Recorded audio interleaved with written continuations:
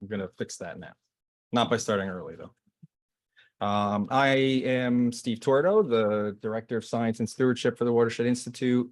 Thank you very much for coming today for the 7th Annual Watershed Conference. In our, unfortunately, it's not at our building, which I love, but we're able to do more here, so it's really great.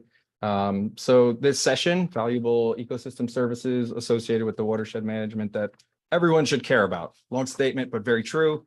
And we have a great panel I'll introduce here in a minute.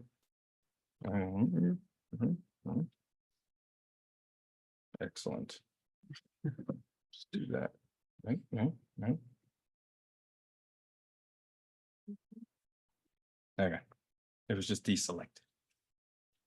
Thank you to all of our sponsors for helping us make this possible and hopefully knock down the price of things. I don't know, didn't pay. Housekeeping, of course, silence your electronics. Speak loudly during the Q&A because we have virtual presence. Also, don't be afraid to remind me that we have a virtual presence. And then for the virtual group, we'll do the Q&A at the end. And for the virtual group, though, just please type it into the Q&A function for Zoom so that we can go back and forth during the Q&A and make sure we give everybody a chance to speak. Issues, reach out to Pri if you didn't know that by now. And just to let you know, the program's being recorded will be provided on the conference app after the recording or after the conference. This session does offer CEU credits. So you need to make sure you sign in and out if you're here in person. And make sure that you get the required forms. So this way we keep track of you, know you actually attended, and no, I'm not signing anybody's name for you. And then, but I think we do have the forms available electronically as well. Okay, so thank you, big thank you to our speakers. As you may take away from this that we have bias towards Princeton Hydro, but we have Amy McNamara, who's been with Princeton Hydro for 16 years. Nice. Specializes in management of construction projects, stormwater projects, green infrastructure, planning through implementation, everything that goes with that oversight. So important part of the team, important part of getting a lot of the work done that we're talking about here today. Dr. Fred Lubnow, Senior Director of the Ecological Services at Princeton Hydro. An office manager at Exton, at their Exton, PA location. Fred's background's in limnology and environmental science, but I would say it goes well beyond that once you get to know him. But Fred plays a huge role in a lot of watershed management planning strategies and implementations, monitoring plans, ecological restorations. He's focusing a lot on HABs. Recently, harmful algal blooms. And then Jake, I feel like I'm speaking for you here, how this reads. Jake, is it Dittis? Dittis, yeah. Jake Dittis feels privileged that he can pay. This speaks for me as well, I think. Feels privileged that he can get paid to play in the water and restore its resources. So here. But Jake's licensed as a professional civil engineer, 8 years of experience, and specializes in aquatic habitat restoration. Again, huge part of getting a lot of this work done at Princeton Hydro. And with that, I'll stop babbling and hand it over. All right. Whoever's first. Thank you. All right. Hey, everyone. Thank you for soldiering on and staying for the whole conference. Appreciate it. Again, my name is Fred Lubnow with Princeton Hydro. I'll be kicking this session off, talking really about ecological services. And what do we mean by ecological services? It's benefits that the environment provides to humans. And you can see there's a wide variety here. There's clean air, providing oxygen through photosynthesis, water quality improvements through removal of pollutants, particularly nitrogen and phosphorus, recharging the groundwater. There's a wide variety of these services that have to do with pollination, flood control, impacts on human health. And then there's societal and cultural benefits, recreational and economic benefits. But ecological services, the term originally was just to give a framework for how the natural world provides value to humans. But here we're going to focus on what are the ecological services that watershed or stormwater best management practices or green infrastructure can provide. So it's sort of narrowing it down. I teach a class at Del Valle University on watershed management. And when I teach that class, I always tell the students, if there's one thing I want you to remember about that class, it's this slide. Because this slide basically says it all when it comes to watershed management. So if you look over to the left, you can see, let's assume we have a watershed that is very natural, very little development, a lot of vegetation. In that setting, the majority of the water when it's falling, and I always tell the students, there are 3 paths when the water hits the ground. It can either go into the ground through infiltration, it can go back up in the atmosphere through evapotranspiration, or it can run as surface runoff. And you can see when you have a lot of vegetation, that water is either going to go into the ground or back up into the atmosphere. Very little of it is surface runoff. If you develop that watershed and you're not doing the proper planning and management techniques to minimize that pollution and that additional stormwater, what ends up happening is you have very little pervious surface to allow the water to go back into the ground. You have a lot less vegetation putting water back up into the atmosphere, which means where's that water going to go? If it can't go in ground and if it can't go up into the air, it's going to run as surface runoff. So you make more surface runoff. This is why we have the flooding. So it's, again, these 2 components. It's the removal of vegetation and it's the increase of those impervious surfaces. Another thing I always say is if you want to help stormwater, if you want to improve stormwater management, you want to reduce the impacts of stormwater, plant a tree. The bioretainment of trees are fantastic. One semi-mature tree can remove about 4,000 gallons of runoff per year. The canopy of a deciduous tree basically removes about 20% of the water. And not only that, but the tree structure allows that water, instead of just hitting the ground very quickly, it slowly moves down to the ground and can infiltrate into the groundwater. So again, planting a tree is really extremely important when it comes to stormwater management. But there are, when we have these issues where we're trying to reduce the volume of runoff and we're trying to remove pollution to improve water quality, there are a wide variety of these measures. Many of the stormwater BMPs are called green infrastructure. And again, they're using these ecosystem services. We're taking advantage of them to help improve both the quality and quantity of the water. And this is just showing you, this is a biofiltration system that was designed and installed at Lake Apacon State Park. So you can see, it was completed in August of 2015. And all of a sudden in 2016, it looked like that. What happened?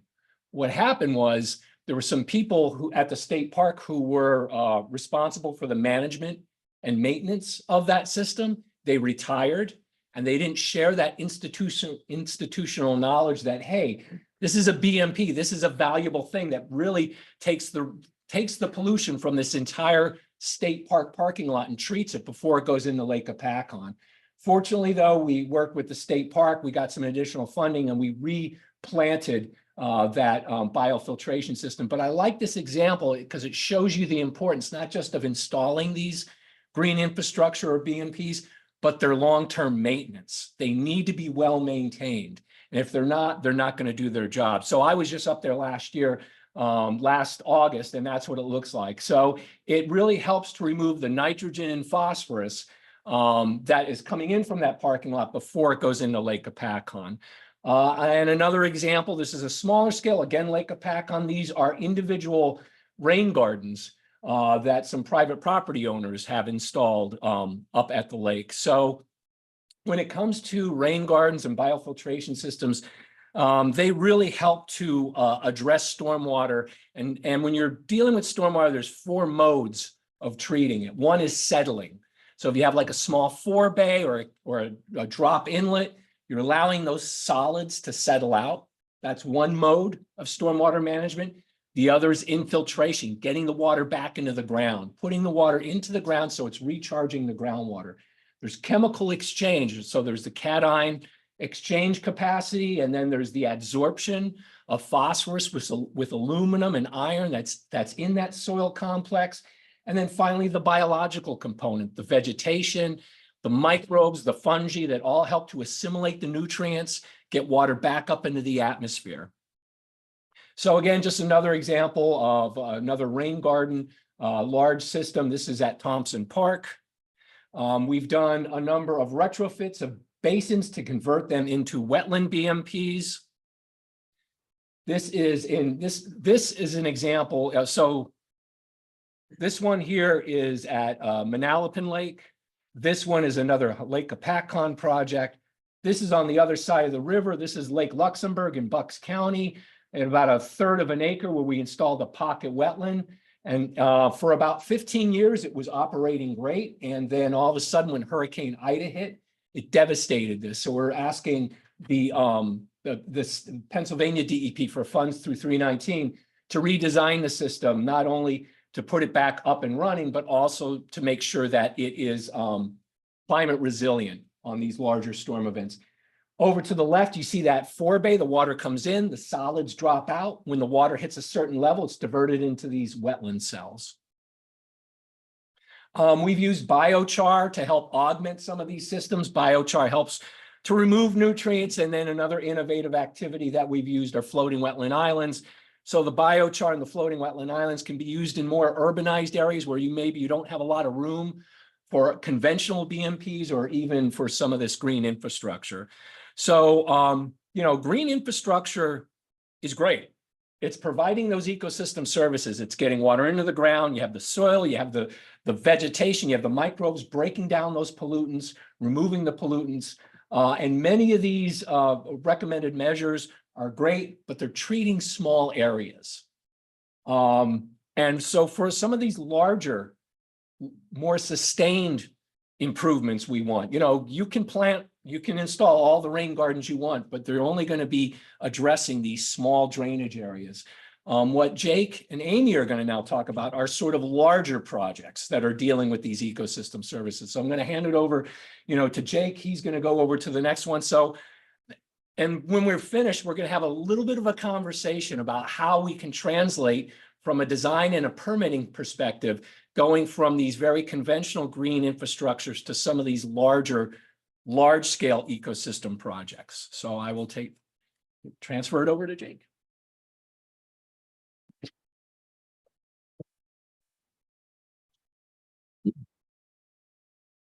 Thanks, Fred. I'm Jake Dittus. I'm an engineer with Princeton Hydro, and I'll be talking about dam removal as it relates to ecological services. I'm going to start. Dam removal is a method of river restoration, and the question always comes up of what do you restore to? And so I'm starting with this vision from Ben Goldfarb in his great book, Eager, where it's not a trout stream. Before, a pre-colonial river was not a single-threaded trout stream. Typically, it's, as he calls it, a sluggish, murky swamp backed up several acres by a messy concatenation of woody dams created by these wetland engineers that are not us, but these guys. So that is the vision. Obviously, Fred showed that slide on how development changes watersheds. And so this vision is not always applicable, but it's important to keep in mind and apply as you can. So a vision for your future, at least the next 20 minutes. I'll be talking about ecological services as it relates to functioning rivers and the value that functioning rivers can bring, especially as it relates to improving water quality. And I was trying to use a pun with water quantity, decreasing water quantity, but anyway, we're decreasing flood flows, and how dam removals are a good opportunity to restore these river functions. I'll talk about two specific projects. Lake Hudsonia is in Rockaway Township here in New Jersey, and then Hemingway Pond is up in Connecticut. So like I said, rivers are functioning rivers. Provide a ton of ecological benefits and ecosystem services, which, as Fred said, are the benefits that are directly tied to that we benefit from as humans. Increasing water quality and decreasing flood flows is are the two benefits I'll talk through. But in order to understand this, I think we all know, but if you stepped in a river or looking at a river, you see a lot of water. If you step in it, you realize there's a lot more going on in there, and that life is what is providing these benefits to us. I've talked about functioning rivers, and what I mean by that is connected rivers, connected in a bunch of different ways. Longitudinally, connected rivers being the river is able to expand and move unimpeded in different directions. When I talk about dams, this is probably what comes to mind, the longitudinal upstream downstream flow of rivers. There's a lot of ecological impacts of dams. Specifically, I'll talk about impounded sediment and sediment moving downstream that gets trapped behind these dams. And probably the most common is fish trying to move upstream, getting stuck by not able to move past these dams. So like I said before, rivers are moving a lot more than just water. There's sediment that's moving. I think Dr. Van Abs this morning talked about sediment as the largest pollutant. And so especially during flood flows or when the river has a lot of power, it's moving suspended sediment, the clays and the silts within the water column. It's also moving the bed load. Now, the bed load is an important ecological, they provide important ecological value and habitat. But that bed load gets stuck behind dams. When the water is impounded behind the dam, the less energy. And so both the larger material falls out at the delta, and then the smaller material typically falls out right behind the dam itself. And so that's the story with how sediment transport is affected by dams. Fish passage is a big one with dams that probably comes to mind. Anadromous fish are living in the sea and then come up about this time of year to spawn and lay their eggs. Catadromous fish, American eel. This is a photo I took while freediving in Long Island Sound. So there's a little bit of it's tough to see, but I promise it's there. But their life cycles reversed and are obviously also impacted by dams. So that's longitudinal upstream, downstream connectivity. Vertical connectivity is the channel, the water in the channel, surface water being able to interact with that groundwater through the hyporheic zone. This is something relatively new that's becoming better understood.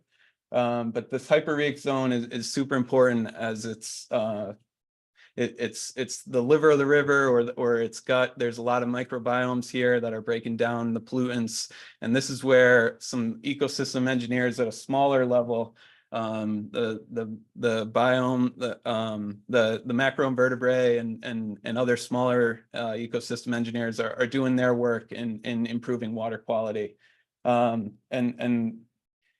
For the trout fishermen, it's also important, and anybody who cares about trout in rivers, is also important as the groundwater is interacting with the surface water. That groundwater is typically cooler and cools down the river. It keeps the river cool as that exchange happens through this vertical connectivity. So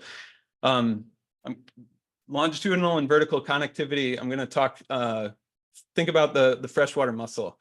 That mussel is living in the hyporheic zone. It's an important filter feeder and improving water quality, filtering up to 15 gallons a day. But they don't move, right? How they move into new habitat is the larvae attaches to fish gills, and those fish are moving it up and downstream. But so mussels are important in this this vertical connectivity, but you need that longitudinal connectivity to bring them into new habitat. Then the last one is this lateral connectivity. We talk about this often in terms of floodplain. That's, you know, you've probably heard that term. And so as it relates to sediment quality or water quality, sediment deposition helps, you know, again, it's getting this nutrients out of the water up onto the floodplain where it can be used by the vegetation, or if it's an ag field that's in the floodplain, used in that active farm. But getting that phosphorus, the nitrogen out of the river and out into the floodplain with deposition as during flood stages. The reality is that not all of our rivers here in Jersey look like that. With the beautiful floodplain, there's a lot of development near the rivers. And so not only does this impede water quality, but flooding and flood protection is super important. So thanks Clay for this slide. There are dams that provide flood protection, and so we're not talking about those dams here in terms of dam removal. There are dams that, but about 85% of the dams do not provide flood protection or are not used as a flood control. And so that what they store is they have, so the flood protection is this transient storage, the storage that is available during a storm to fill up. But typically most dams just have this permanent storage that is just there, that water is there all the time, and is the lake that either we swim in or it gets infected by HABs, and we can't. But you have to check whether, in New Jersey especially, you cannot increase the downstream water surface elevation. So we're not talking about removing flood control dams here. But typically what happens, more typically than a flood control dam, what you have is this permanent storage becoming transient storage. So two different types of green here. One with algae on this lake gets turned into a floodplain after the dam is removed, which allows for, again, that connectivity, that lateral connectivity. When a flood flow comes, the flow is extended onto the floodplain and is held there temporarily while the flooding decreases again. Functioning rivers also do have more permanent storage. It's just not above ground. It's in this groundwater table. This is a highly functional river where it's connected to the floodplain laterally, and the groundwater table, you can tell, is very close to the surface, as opposed to an incised channel. This is where the functioning channel would have been. That incised channel lowers the groundwater table, reduces infiltration capacity and recharge into those aquifers. And so just want to give a shout out to functioning rivers and their permanent storage as well. So there's a lot of methods of river restoration. Fixing incised channels and bank erosion are the two to primarily keep sediment from moving downstream. I'm going to focus on dam removals. I'm partial to dam removals for two particular reasons. One is we don't have that issue of development right up until the floodplain. The impoundment, and this is an example I'll talk about later, but it's a multi-acre impoundment that has a 20-foot wide channel that we designed through it. And so you no longer have the constraint of houses right up against the river. You have this area that you can play with and turn into a functional floodplain and wetland. And the time frame of these removals, it turned these ecosystem services, they happen real quick in terms of geological time frame. Fish passage is instantaneous. You remove the dam, get yellow machines out of the stream. The next spring, fish are up to the next dam and the next barrier. Sediment management or the sediment response or the channel response to dam removal can happen over the years of time frame of a couple years with if you're passively releasing the sediment, or if you're actively managing the sediment with big yellow machines, then that can happen immediately as you leave the site as well. You can have this well-functioning river. So I'll talk now I'll talk through a couple of real life examples. Lake Hudsonia Dam, this is in Rockaway, was about an 8-foot tall dam, multi-acre impoundment, shallow impoundment. The sediment was actively managed. And this is that same plan that I showed earlier, where you have a shallow impoundment that is turned into a beautiful green wetland. Ivy can speak more to the specifics of what is in that wetland, but it's after 1 or 2 growing seasons, it's flourishing, and the greenery and it's functioning as we want, with that temporary storage of flood flows and that water quality improvement benefits that we're seeing.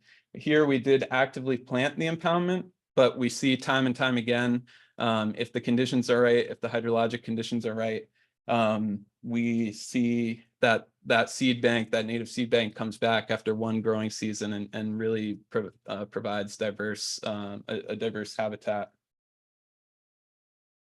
This is the Hemingway Pond Dam in Watertown, Connecticut. This is about 12-foot high concrete spillway. This here we are Friday afternoon. I took this photo on a Friday afternoon. This was the first notch. They were trying to lower the water surface elevation a couple feet in the impoundment to come back on Monday to do some additional work. They came back Monday and the water level was the exact same. That notch was filled by beaver over the weekend, and so we had angry contractors kicking down a beaver dam there Monday morning. Keep an eye on this river left abutment here. That shows up in this photo. So this is what that dam, what that turns into under a low flow condition post dam removal. Again, it's a functioning river as soon as we leave the site. Here, I don't know if you can see these, but these are some tracks of our friends that didn't go far during the construction. They came, but these are beavers, beaver tracks right after we left the scene. This is what it looks like. April 2018, we removed in summer 2018. The dam is down here. This is the primary flow path, comes through the center of the channel with a couple ponded areas, very sedimented impoundment. A year later, this is what it looks like post construction. The dam was down here. We moved the channel a little bit farther to the west, but there's still this high flow area that keep an eye on that in the next couple of slides,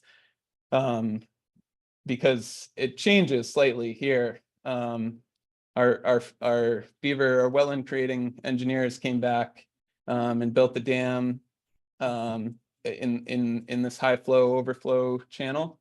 Then so that was a year after removal. This is 2 years after removal. No longer do they have just the dam here. They now have moved downstream and continue to move downstream in the following years. And so we basically turned the stewardship of the site over to them as a project partner. They have continued to look after it well for us and have turned what was basically a stagnant pond into a really well functioning channel corridor. So not just a river, but the whole channel, the whole corridor is functioning well.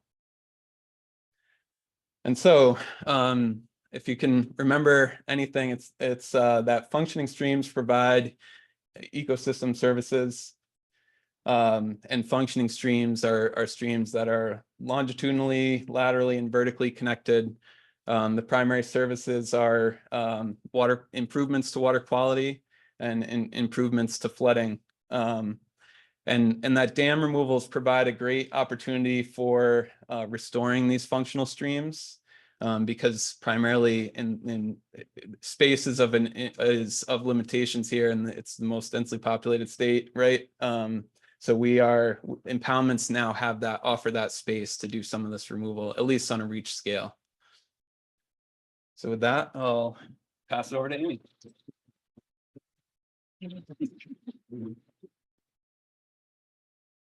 Good afternoon. Thanks again for sticking around for final session of the day. So I'm kind of gonna take the approach and sort of wrap us both what Fred and Jake said, as well as go through some examples.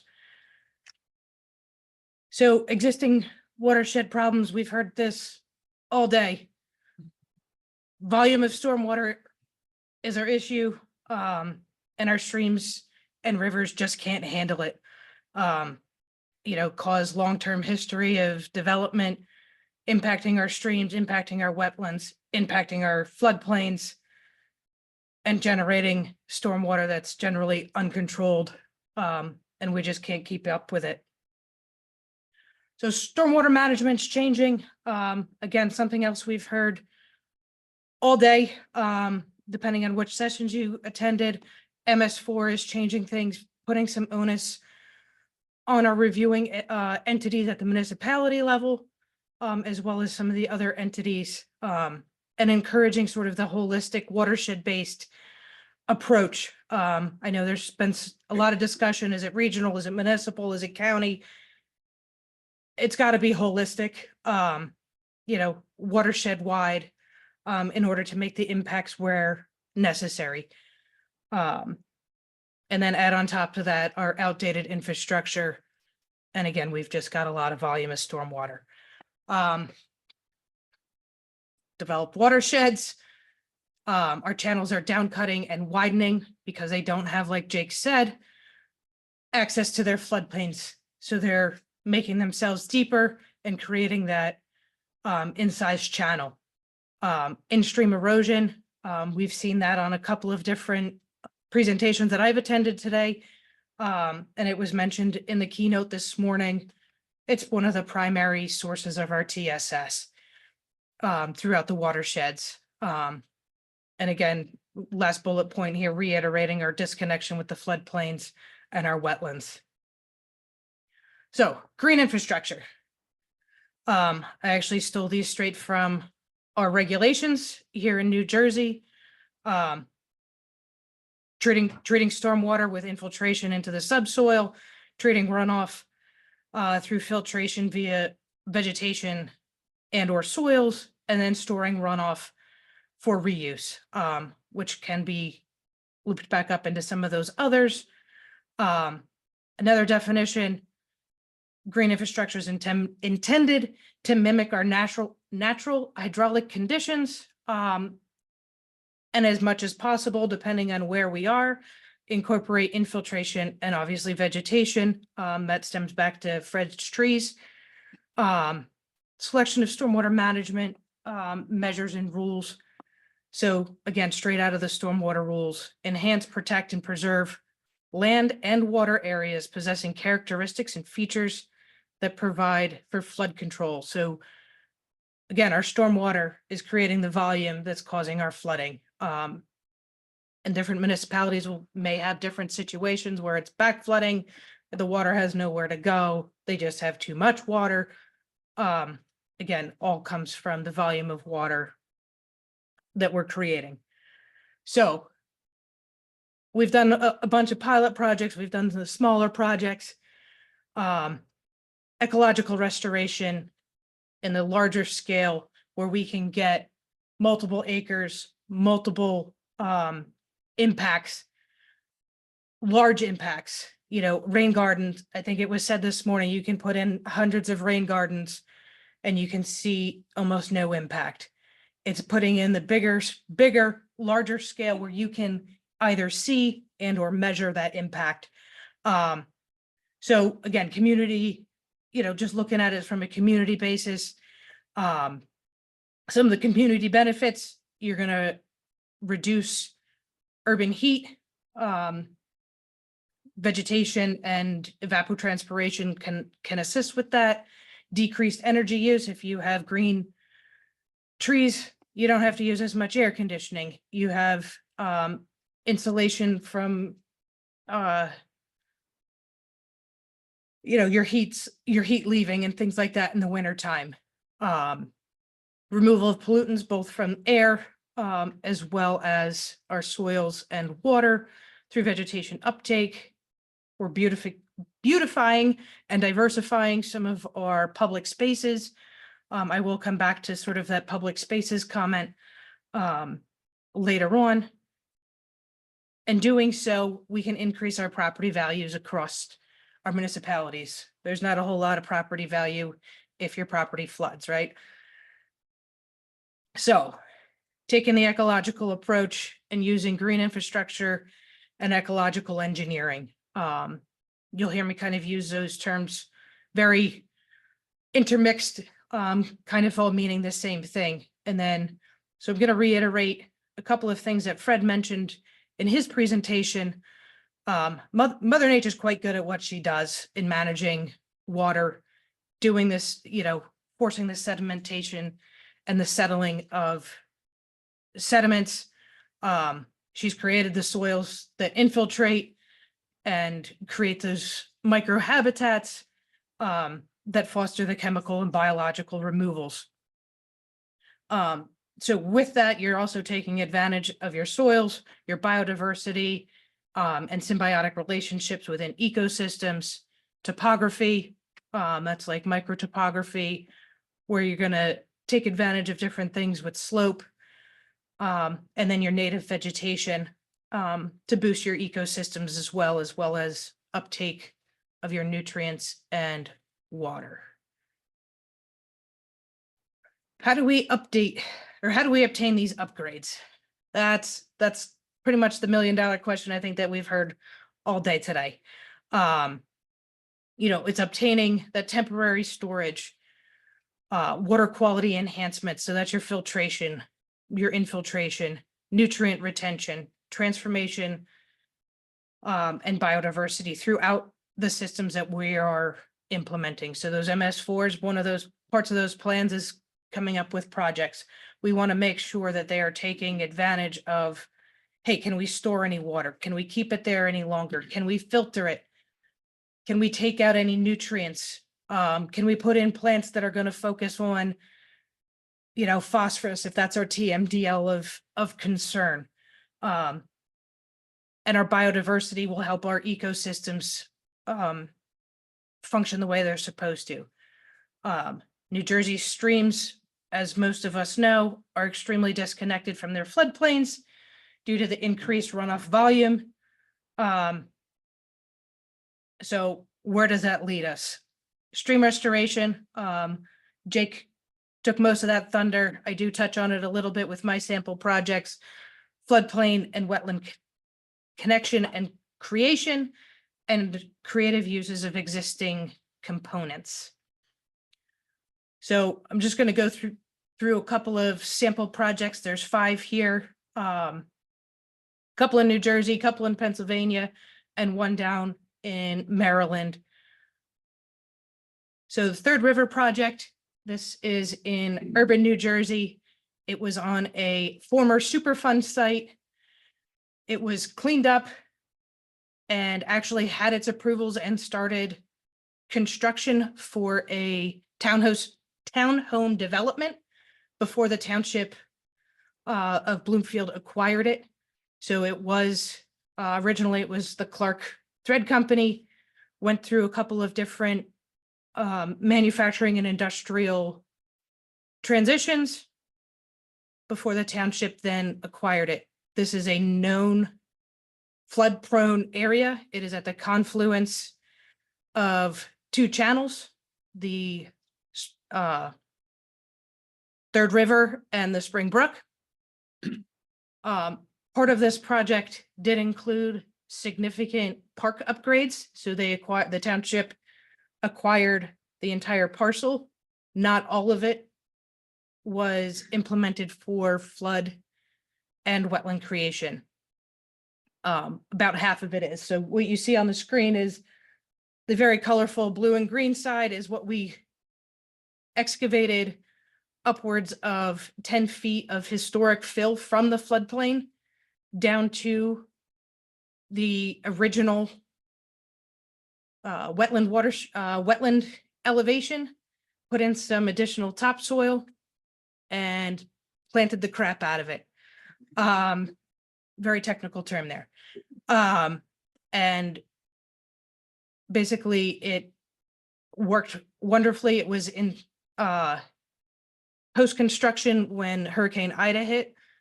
The channel, the third river overtopped. And the only impacts was sacrificial soil that was put on top of some overtopping protection, washed into the wetland as it was supposed to. And a couple of trees started leaning off of vertical. So you can see there's wetland enhancement, creation, transition area, and floodplain enhancement, all part of this project.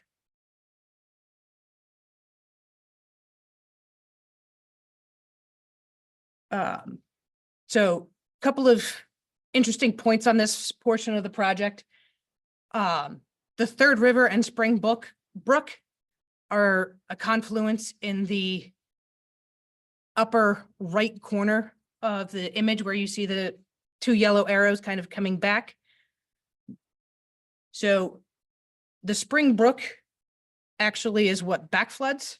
When the water from the Spring Brook rises, the third river is already too high for it, so it doesn't have any place to go. So previously it would back up and cause flooding further up in the watershed, where now it can spill onto this new wetland. Another two key features are the three black circles that you see. Those are the three stormwater outfalls from the adjacent park improvements. Which is that water is treated pre-discharge through your standard water quality and quantity requirements. However, the stormwater does help us with the urban hydrology of this wetland. The yellow circle is an extremely interesting technique that we use to skim higher flood flows and water from the third river. So the third river kind of perimeters this entire site.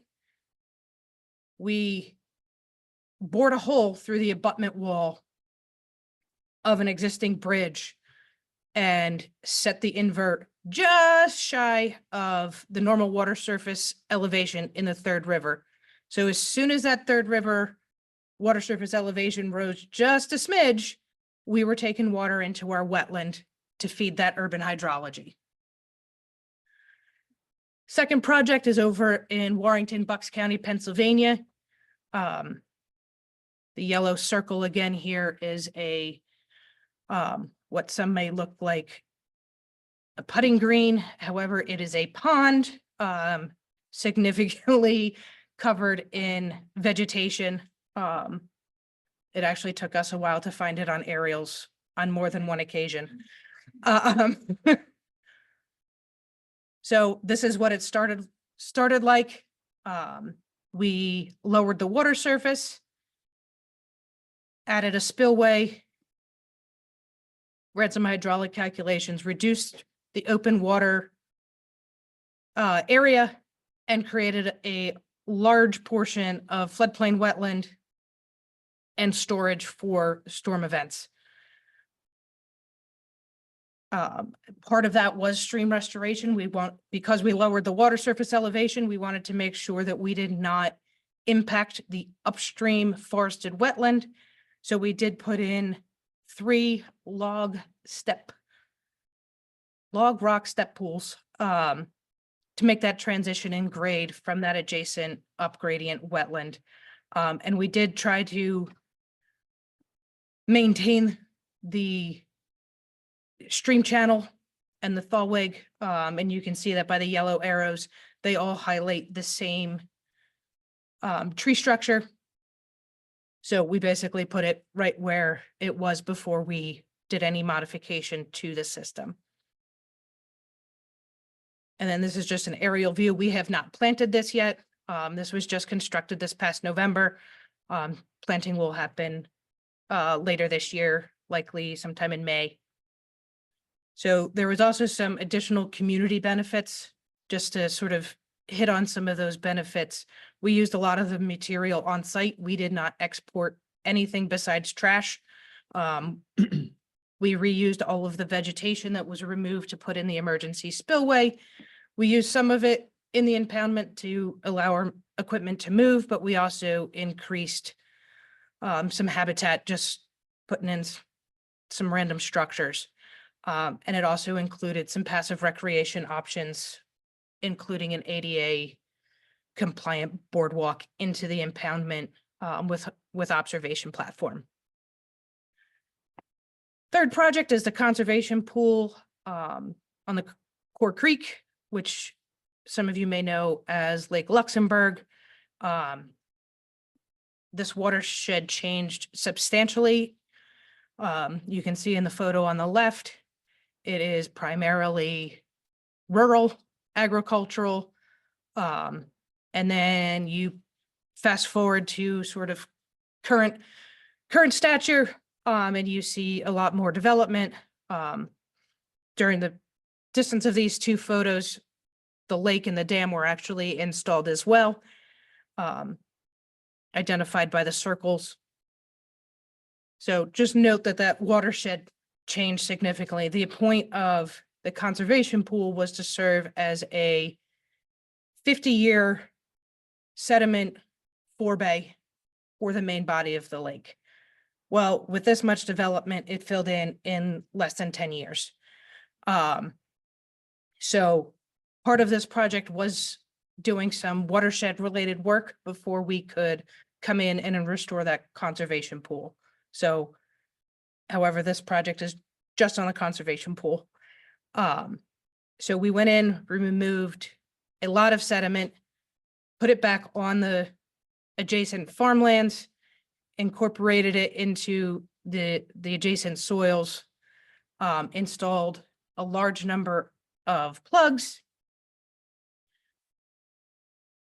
We installed a variety of Christmas tree vanes to encourage the slowing of the water as well as sedimentation. You reduce velocities, you increase the potential for sedimentation and settling of solids, which we want in the conservation pool. We don't want in the main body of the lake. So some of the challenges as well as goals is working with 2 threatened endangered species on the property. We had red-bellied turtles and we had a bald eagle nest literally right on the floodplain. So that was fun. Remove accumulated sediments, slow the water. With the amount of plants, the idea was to have them filter and remove nutrients from that water as well. And then maintain access for future maintenance opportunities to remove any accumulated sediments. Walnut Brook, this is up in Flemington, Hunterdon County. This project was done in my early tenure. If you notice the pink flags and the Christmas trees on the photo on the left, prior to this project starting, so from the date of this photo to the project start and construction, those Christmas trees did not exist anymore. They went downstream. So that just goes to show the amount of sediment load that can be associated with a stream that's moving and incised. And by incised, that's the depth and the distance from its floodplain. So Walnut Brook was 2 parts. It was a stream restoration component that reconnected it to its floodplain, raising the channel so that it had access to its floodplain, as well as the creation of a floodplain wetland that floods plus or minus on the 1 year storm event. And again, it's flourishing quite well and does take on that flooding regularly, taking on that volume and taking it out of the stream channel. Fifth and final example for this one, Tinker's Creek in Prince George's County, Maryland, severely degraded stream channel, incised again. And then we restored it, raising it in some sections, giving it that access to its floodplain, and then stabilizing with native vegetation. So between Jake and myself, Fred had a couple. We did a lot of natural green infrastructure, ecological projects, and now, how do we do some more of that here? New Jersey's climate change strategy does mention restoration of our damaged and degraded ecosystems, restoring degraded resources, prioritizing investment in our green infrastructure to augment water quality protection and stormwater management. That is the crux in which New Jersey needs to use. It is referenced in the climate strategy. It is not referenced in our stormwater rules. So just something to keep in mind. So our neighbors to the south down in Maryland have a really good approach. A lot of this was taken on by the Chesapeake Bay watershed, which does extend all the way up to New York, very similar to the Delaware. They account for stream restoration as part of their projects, floodplains, reconnection, outfall and gully stabilizations. Those are our main sources of our TSS. And if we can address some of those conditions and give it access back to its floodplains, we can take advantage of a lot of our natural features. Jumped ahead of myself. The watershed management plan for the Chesapeake Bay is a great example of, something that New Jersey can use as a sample. It's not only a watershed-based plan, but it's also a multi-state, we'll go with that. Multi-state plan. Again, that's one of the challenges that faces all of us, is the boundaries aren't watershed dependent. Municipalities, state, county, they're just not there. Maryland does identify nutrient sources and provides restoration techniques to improve the ecological services using natural green infrastructure. How to implement more projects like we've seen today here in New Jersey. Restoration needs to be considered an element of our watershed management plans.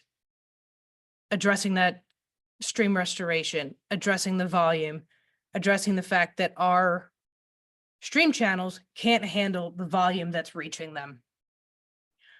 Sharing institutional knowledge across areas. This is from our regulators, our consultants, our environmental groups, elected officials, and our various relevant stakeholders, our watershed groups. Collaborative efforts to integrate the New Jersey's climate strategies, which I listed earlier, into our stormwater and watershed management regulations and upgrades. Our resources need restoration, they need enhancement, they need to be created. So a shout out to the recently submitted stormwater, published stormwater retrofit BMP management practices, which can be a good reference as well. And then that's all I've got. We can open it to questions.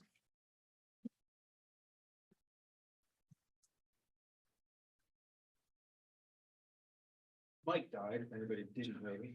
In the middle of that, sorry, Amy, but I tried to keep talking louder, but you were fine, we didn't.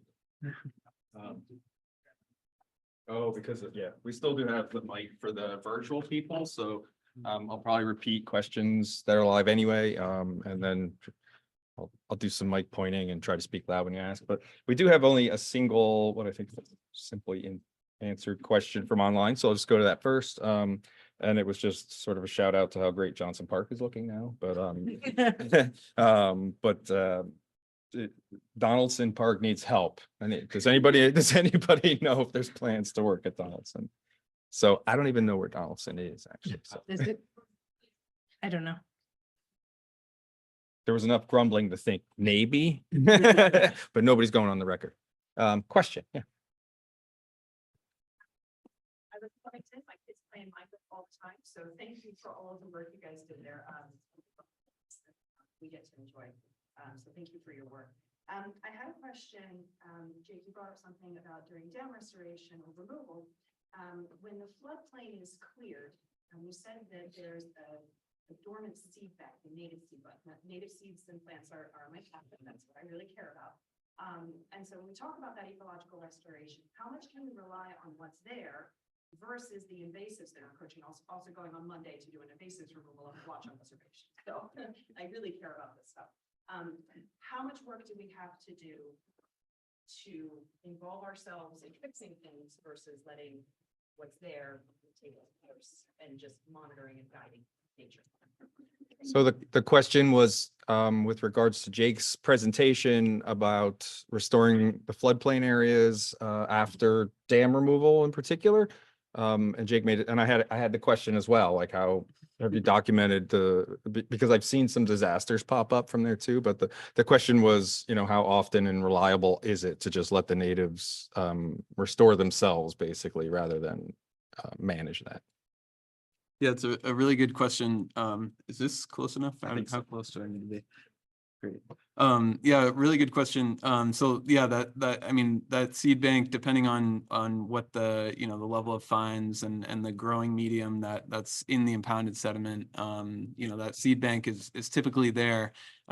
We typically plant to try to get ahead of the invasives, but that you know, so to get a head start, and then an ideal situation where we're monitoring, Ivy, you could, I want to talk, or you guys should connect. Ivy's over here.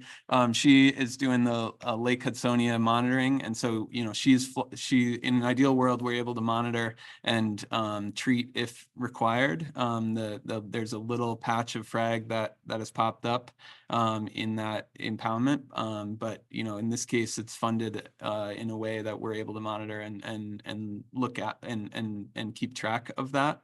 But yeah, the seed in the first growing season, we typically see it, the native seed bank flourish. But if yeah, we try to also give it a head start to try to outcompete. Happy if anyone else has anything to add. I can add to that. There was a site up in the Poconos that actually Mike Hartshorn oversees the hideout, and there was an 8-acre site where it was all reed canary grass, and again, inside stream.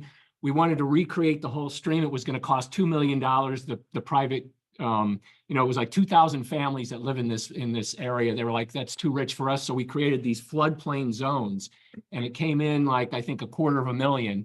They liked that, but we did exactly what Jake said. You know, we let the natural seed bank come in, but we did some plantings. But that first year is really key. Like you have to do a lot of monitoring to make sure those invasives don't come in. And usually if they're coming in along the edge. Now, as part of that, for the Army Corps project, we had to go up at least once a year and do a wetland survey to identify if any invasives were coming in. So after 5 years, we didn't have to do that anymore. But the property owners still have us come up once a year just to do the survey. So if we see any invasives, like Jake is saying, you want to get them right away so they're not going to start encroaching. But once it's well stabilized, it does make it difficult for the invasives to come in. And if they're coming in, they're going to come in along the edge. If there's some sort of disruption, if there's a big hurricane, blasts out a portion of it, that's where you may see them coming in. I think that's probably rules of thumb for most green infrastructure, right? So although terrestrial tends to have its own seed bank of non-natives, but at the same time, if you can blanket and then, you know, protect it and manage really well for the first couple of years. Yep. Then you have a lot less. Yeah. Pat. I'm curious about the public reaction to some of the dam removals, specifically if maybe the impounded area was a traditional fishing hole or something like that. Maybe it looked like the ones you showed us didn't look like much high quality, much places. I wasn't going swimming in them or anything, but No, but yeah, Lake Hudsonia, a guy came up and I grew up playing pond hockey, and that was his spot to play pond hockey. So they certainly, you know, people recreate in a ton of different ways. And so, you know, lakes, yeah, there's definitely pushback, and that's a concern that we try to take into account. We typically find some hesitancy or people that are like ambiguous or don't have strong preferences or slightly leaning towards they like the status quo. A couple years later, you know, seeing the change and seeing how it looks, you know, they can get used to that as well. You know, change is hard, but yeah, there's a lot of different ways to recreate, and I think that generally people are able to find ways, whether it's a lake or a stream. But yeah, there's definitely my heart breaks for we're doing a project where in the impoundment, you know, they bought the house in order to go swim in it, and you know, 30-40 years ago and go swim most days from, I don't know, some crazy early time in the season to a crazy late time in the season. But they, you know, it's not, unless they take ownership of the dam, it's like that. A lot of dams are getting removed because it's a liability for municipalities. And you know, unless there's some other method like a homeowners association or something that takes ownership of the dam, yeah, there are people that need to have to adjust. So, but it's a good question. Yeah, and getting that early buy-in is really key. Like the example that Amy gave about Lake Luxembourg, we've done some shoreline stabilization of like, I think over 2,000 linear feet in our first project, like which was actually in 2001. We had a public meeting and there were a lot of fishermen that came up from Philly, and they're like, "You're going to do what? You're going to put all this vegetation along the edge?" And they're like, "If you're putting plants in there, I'm just going to rip them out because I want to get to the lake." So we worked with them, and we had these, you know, it was like the first 1,000 linear feet, we had 2 sections of like 20 feet areas where you could have access. So we worked with them, we put that design in, and a year later, like, "Oh, the fishing is better now than ever." Well, it's because, you know, you have the vegetation, it's a little cooler, you have a little more structure. So, you know, working with people who are utilizing that system is really important. And since I am a pond scum guy, I got to say, the other advantage to removing those dams is a lot of those dams are seed banks for a lot of the cyanobacteria that can wash downstream. And if that's looking bad, you know, a lot of times people are like, "I don't mind if you remove that if it's going to take away that green turf," like what you were saying. Or the impounded sediments, certain weather events can resuspend the nutrients and spark all kinds of issues. Oh, and the weirdest stuff people can that you wouldn't imagine because you don't know their story, right? So the engagement is tricky but important. Yeah. Question, Aaron. I have a beaver question, actually. Of course you do. So we're involved in some like green stormwater management projects, and we're always reportable to someone for like metrics and like how much stormwater volume is this modeled and nutrients removed. But so with the dam removal project that the beaver came in, where we were seeing those aerials, the beaver came in and then was like in some ways redamming it. I love it. Nature doing its thing, but in some ways did that reduce the capacity of that project to manage stormwater volume and higher like volume events and flooding events? Or like, and how did you think about managing that? Yeah, so for that particular project, we weren't held to the same metrics, but yeah, the you know, and we see that occasionally on our projects down in Maryland or there's, you know, a lot of or other places where monitoring is key. And yeah, I mean I have my own feelings about that and you know, being held to that, but yeah, it's tricky in terms of volume. You know, the beaver ponds, you know, help to dissipate that flooding to a larger area. And so, you know, there's still retention that happens there. Especially when that particular project was offline from the main stem of the channel and on a high flow or, you know, an overflow channel. So yeah, happy to talk more. But that's, yeah, anything else you want to? No, you're. You're the Yeah, beaver you're on that expert. mammal. No. I was gonna say, like, the one thing to keep in mind is when we lowered that water surface 8 feet, Yeah. give or take. So you gained 8 feet of storage. The beavers put in a smaller, significantly smaller, 2 Okay. foot high. Yeah. Dam that's only in backing up. So what it's really the smaller storms that you're gonna see a potential for a smaller volume.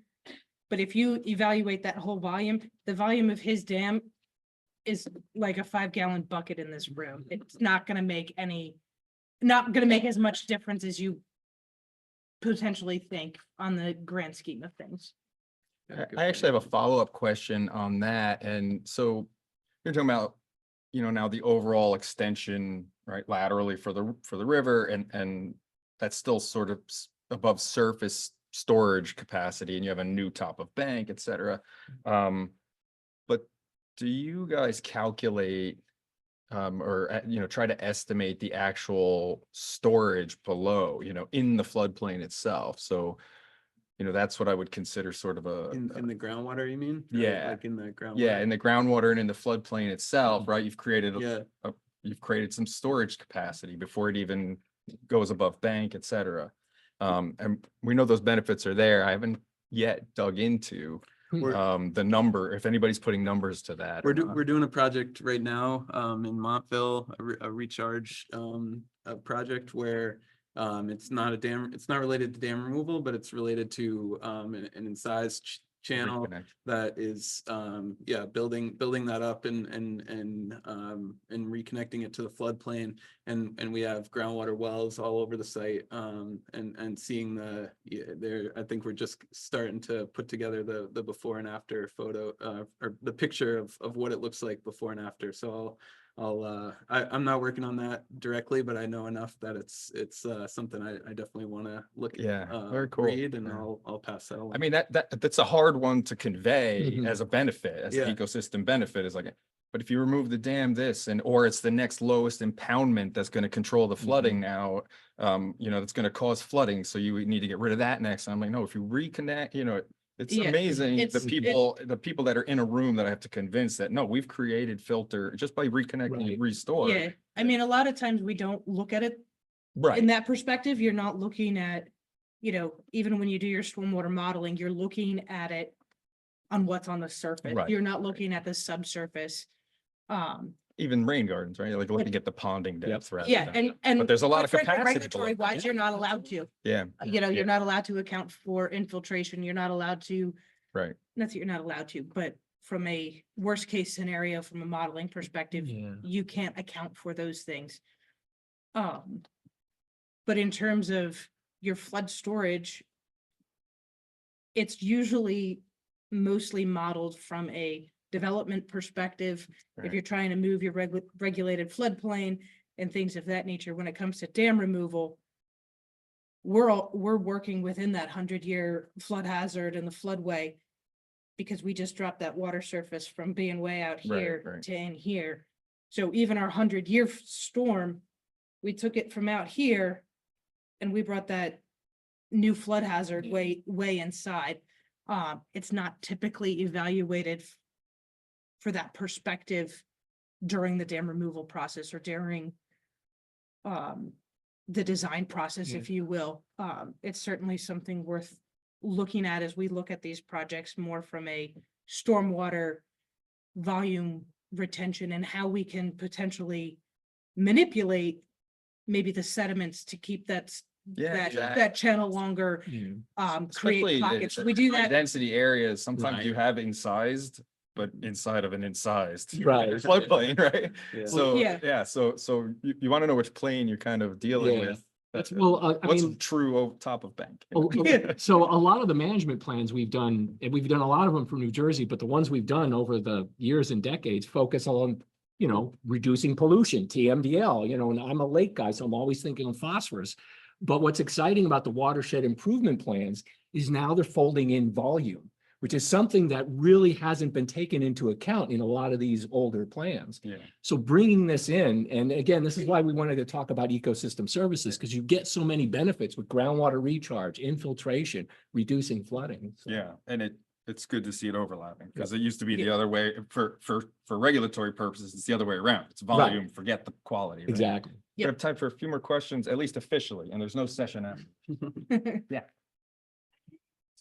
I guess you sort of answered it when we're like talking amongst yourselves. Like, how does removing the dam help with flooding? Is it not like that you're removing the dam, it's that you're adding back to the floodplain, and that's the part that helps with the flooding? Yeah, so dams, non-flood control dams hold a certain amount of water there that for permanent storage that will slowly under low flows get released downstream during the removal. But then you're reconnecting that, creating a channel under best case scenario, creating a channel with a connected floodplain that it can overtop into that floodplain during high flows. Yeah. Also for Amy, for the number 2 thing for the community benefits, it said something about removal of trees that were used for habitats. Like, Yes, how is that a community benefit? so we had to take them out as part of the project. We had to put in a spillway because of volume for the large storm events. So instead of shipping them off site, we reused everything on site. Any of the vegetated material was reused on site. So we cut the cost to the project because we didn't have to export it.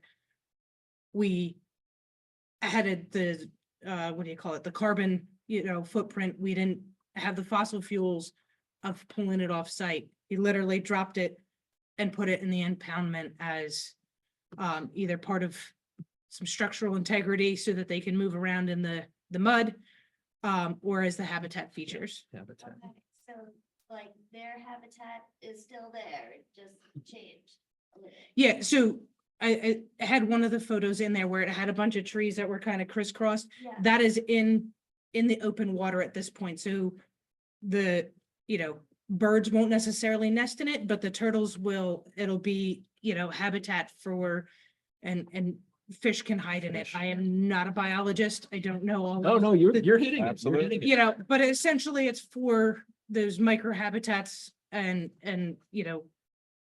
different animals to take advantage of. Thank you. Yes. Just a couple questions.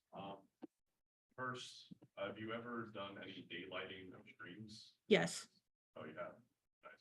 we did, one of the biggest ones that I was part of is right here in Trenton with Calhoun Street.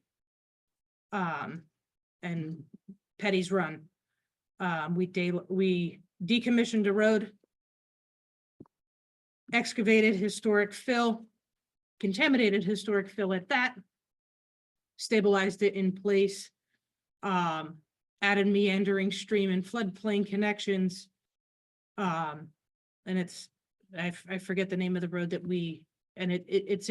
it's right next to, just upstream of the fire department. It's just downstream of Mill Hill, right, Park? I'm not sure. Lexington Creek. No, it's on the Petty's Run. Oh. So on Calhoun Street where the firehouse is, there's newer development on the one side, older, we'll call it not so safe on the other side. Which it just improved the general community, and actually it was the lesser safe part, from my perspective, that we're actually more interested in the project and what we were doing and more invested in the project. Our contractor actually went in to get like water from, from them and stuff like that. So it was neat to see that interaction with, potentially the more struggling portions of the community. Yeah, it's amazing. All right, officially 1 minute over time, but let's thank our speakers again.